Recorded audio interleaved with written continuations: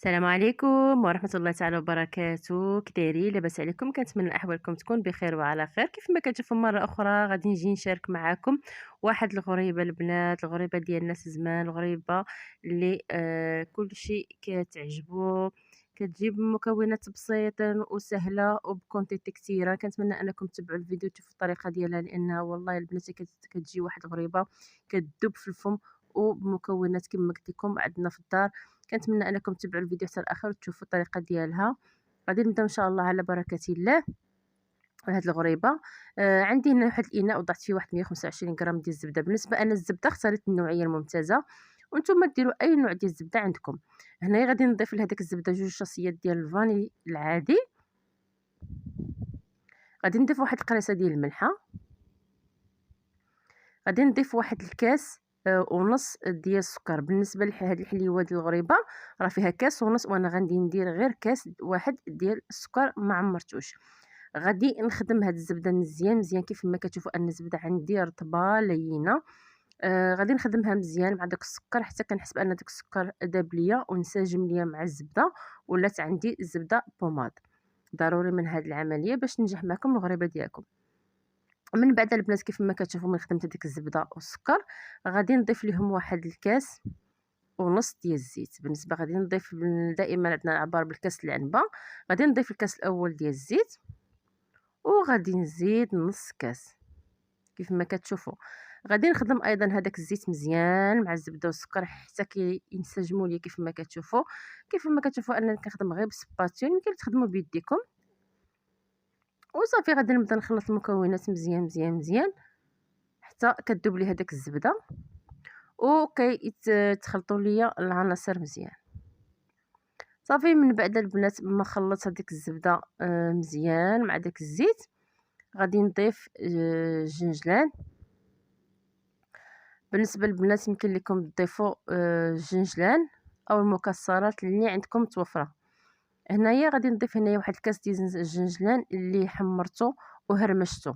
ما طحنوش بزاف، غير هرمشوه باش ملي كتعضوا ديك الغريبه كتحسوا بهذاك العضه ديال الجنجلان كيجيكم مقرمش. غادي نضيف واحد المعلقه ايضا، واحد المعلقه ديال القرفه تكون كبيره ولكن ما تعمروهاش بزاف.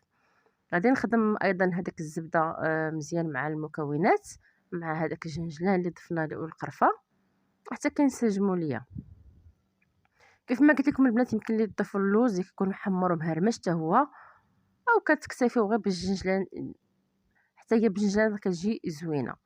صافي هنا غادي نضيف واحد الكميه قليله ديال الدقيق، غير كميه دقيقه كميه قليله ديال الدقيق. بالنسبه للبنات راه ما غاديش نقدر نقول لكم الكميه ديال الدقيق مضبوطه في هذه الغريبه، لان كتبقى على حسب النوعيه ديال الزبده اللي خدمتو بها. صافي غادي نبدا نخلط مزيان هذا الدقيق مع المكونات حتى كينسجم ليا الدقيق ديالي وما كيبقاش يبان. هنا البنات غادي نضيف واحد شويه تقريبا واحد 2 معالق كبار ديال البودره ديال القشور ديال اللوز. بالنسبه هذه كتبقى اختياري. وغير واحد النصيحه البنات، ملي تجيبوا اللوز ديالكم هكا وكتفسخوا ولا كنتو غتصايبوا حلويات اللوز، انا دائما ما تنزوطوش. راه كان ملي كنسخن هكا كنطيب الخبز ديالي كنطفي الفران كندخل هاد القشور حتى كيبسوا ليا غير في هذاك الصهد وكنطحنهم وكنخليهم في واحد القرعه حتى نبغيهم ونستعملهم.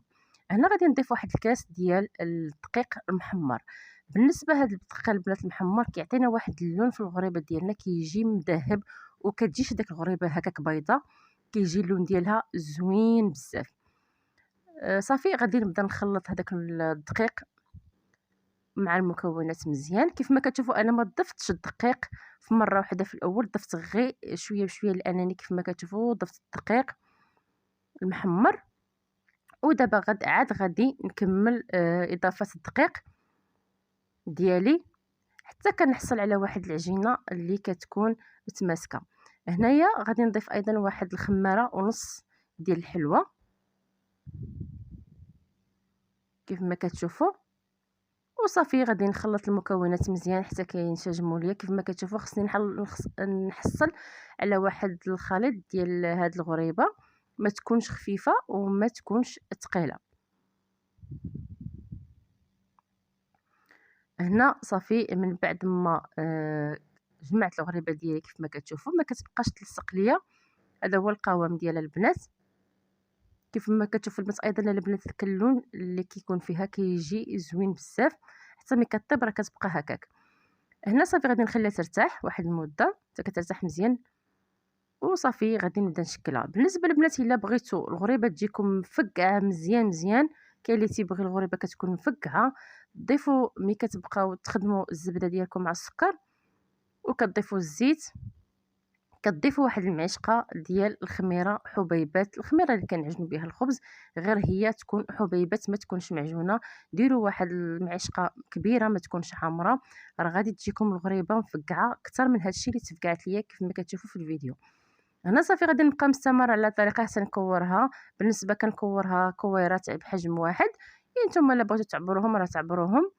وصافي من بعد ما كورتها هنا في هاد الأثناء راه سخنت الفران ديالي، وصافي كنبدا نوضع واحد اللوزة هكا في الوسط، وكنبدا نضغط باش تثبت لي هذاك اللوزة. ومن الأحسن البنات تثبتوا اللوز ديالكم بأبيض البيض باش يبقى هكاك، باش ما طيب لكم غريبة ما تحيدش.